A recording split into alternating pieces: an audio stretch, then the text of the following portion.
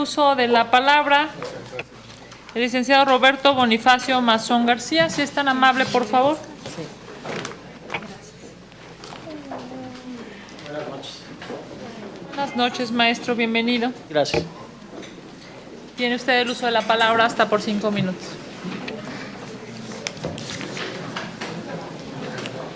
Senadora Kenia López Rabadán, presidenta de la Comisión de Derechos Humanos, con su venia. Distinguidos senadores de las diferentes fracciones parlamentarias. Distinguidos representantes de las asociaciones civiles e internacionales en sus diferentes rubros de los derechos humanos.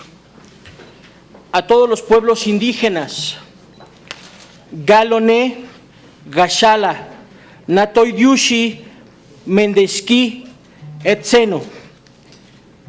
Desde aquí mando un saludo a la gente de mi pueblo, en Zapoteco Bajo.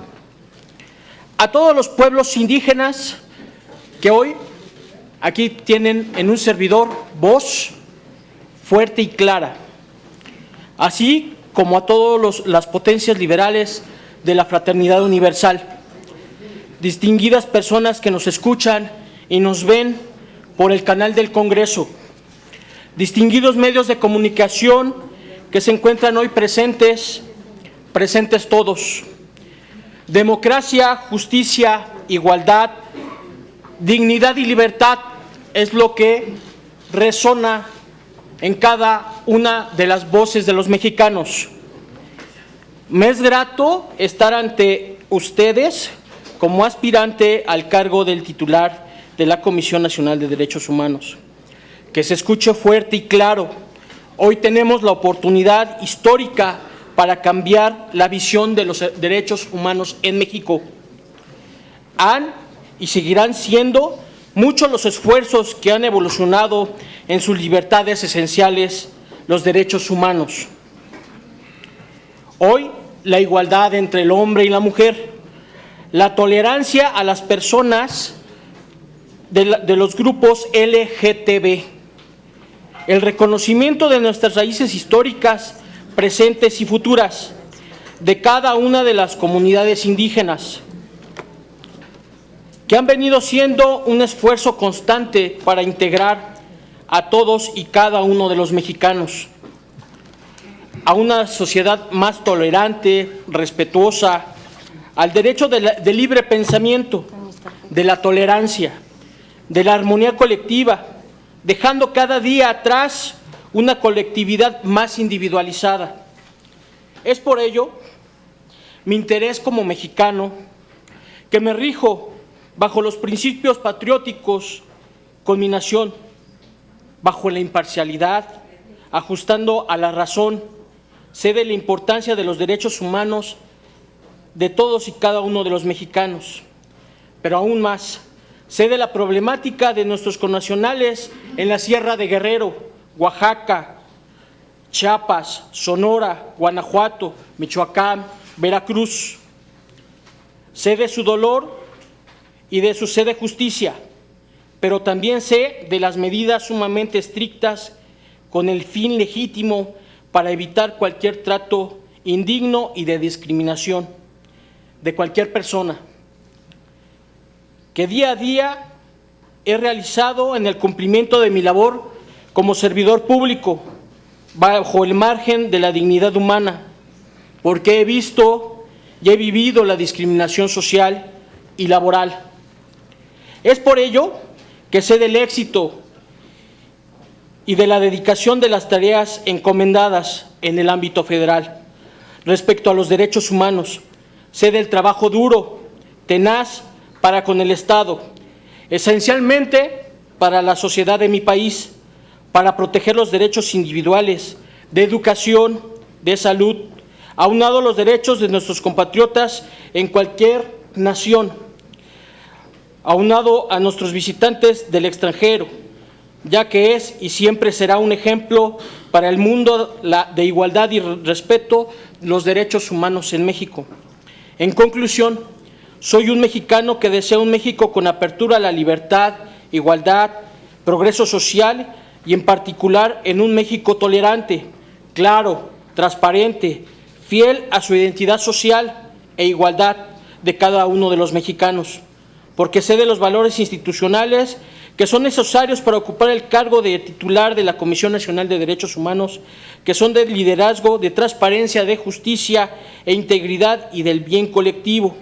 Siempre fiel a México, Gitze. Atentamente, maestro Roberto Bonifacio Mazón. Estoy a sus órdenes, senadores.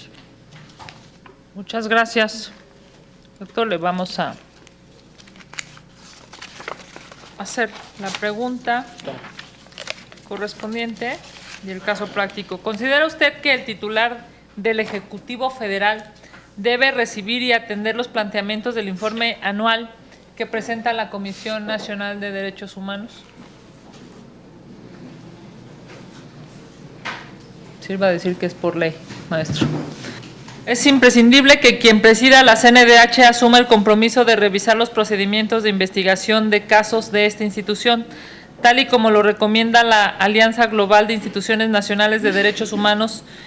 Debido a ello, es necesario preguntarle cuál es el compromiso que usted asumirá para realizar una revisión participativa de sus procedimientos de investigación.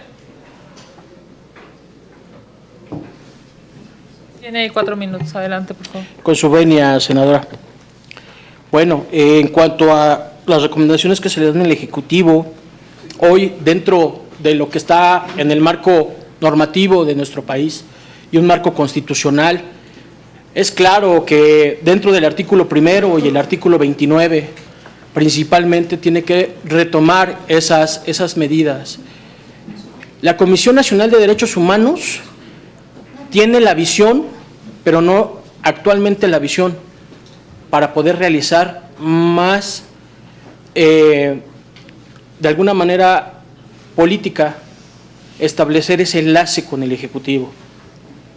Obviamente, en el actuar de los procesos que están llevando dentro de un estado de Sinaloa y que fueron acontecidos y fueron lamentables, no se escuchó la voz de la Comisión Nacional de los Derechos Humanos. A mí me hubiera gustado que el comisionado actual de alguna manera hubiera hecho una representación clara y precisa al Ejecutivo para señalar las causas de perturbación social dentro del artículo 29 constitucional. Y eso para mí es sumamente importante. Revisar los casos de la institución dentro de un proceso, claro, es importantísimo llevar un control, establecer las medidas claras de cuál va a ser los métodos de investigación, los protocolos adecuados, aunados con las autoridades federales, locales, municipales. Es importantísimo, pero también es importantísimo establecer un control claro dentro de la sociedad, regular, establecer. Yo pertenezco al Servicio de Administración Tributaria y es ahí donde nosotros tenemos controles de toda la información de las personas. Entonces, no se ha establecido realmente un mecanismo claro para tener el control de cada uno de los individuos. Por ejemplo, las gentes que se encuentran en la sierra. Hay gentes que no cuentan con un acta de nacimiento o con una identificación clara. No sabemos quiénes son. Y es ahí donde tienen su nido, su nicho, las personas que pueden realizar otras cuestiones y obviamente no se velan los derechos humanos. Es cuanto, senadora. Gracias. Si es tan amable el senador, senadores, adelante.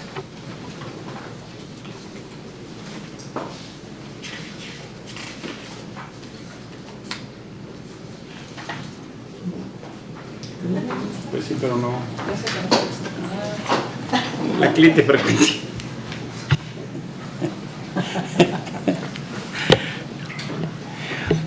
Gracias. En materia de idoneidad, Sí. ¿ha tenido conflicto de intereses en empleos anteriores? No, ninguno. ¿Cuenta con algún conflicto de intereses en el presente? Ninguno. ¿Ha estado o está involucrado en casos de corrupción o fraude? Ninguno. Por sus respuestas, muchas gracias. Le agradezco, don Emilio.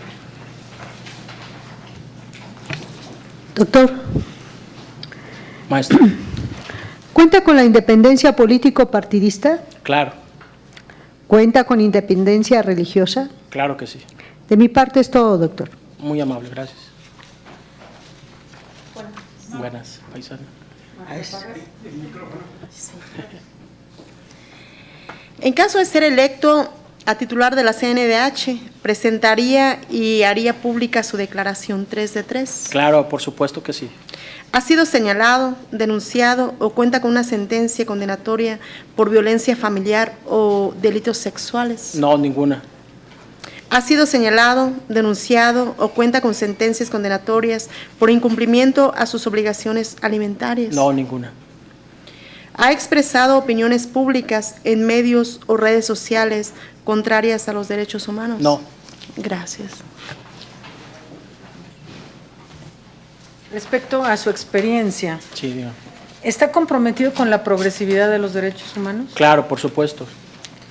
¿Ha trabajado con víctimas de violación de derechos humanos? No, desafortunadamente no, porque la cuestión que yo realizo es la ultima ratio y es la cuestión fiscal. La cuestión fiscal en donde yo protejo todos los intereses de los contribuyentes, es decir, yo me dedico a la cuestión del derecho penal en el Servicio de Administración Tributaria. Y es por ello que velamos los intereses de cada uno de los contribuyentes que están cautivos para que estos de alguna manera no tengan problemas más allá. Sin embargo, hay algunas cuestiones de operación que, bueno, se ven afectadas algunos intereses correspondientes. Es por ello que también fue mi motivo de establecer una nueva innovación dentro de la Comisión Nacional de Derechos Humanos, que poder venir y establecer otro tipo de derechos de los cuales a veces no se habla, ¿no? Gracias. Es cuanto. ¿Cuenta usted con capacidad de diálogo con la sociedad civil, academia, colectivos, entre otros? Sí, claro que sí. ¿Cuenta con imparcialidad respecto a familiares y amistades cercanas? Claro. ¿Cuenta con aportaciones en el campo de los derechos humanos? No, por el momento no. Gracias. ¿Algún senador, senadora desea hacer alguna pregunta adicional? Senadora, por favor. Corrijo, maestro. Sí. Maestro Gracias. Roberto, usted habla del artículo 29 constitucional. Así es. ¿Considera usted que la suspensión de garantías es la solución a los problemas que vivimos actualmente? Siempre y cuando en ese estado, en el ejemplo que se señaló, no vulnere más a la sociedad. Yo estoy Perdón, ¿algún otro senador, senadora? Perdón, es que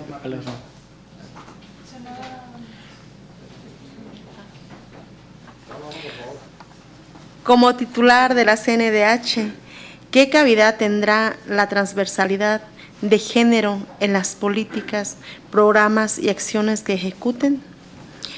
Y la otra sería, ¿conoce el presupuesto anual con el que cuenta la CNDH y qué opina de él?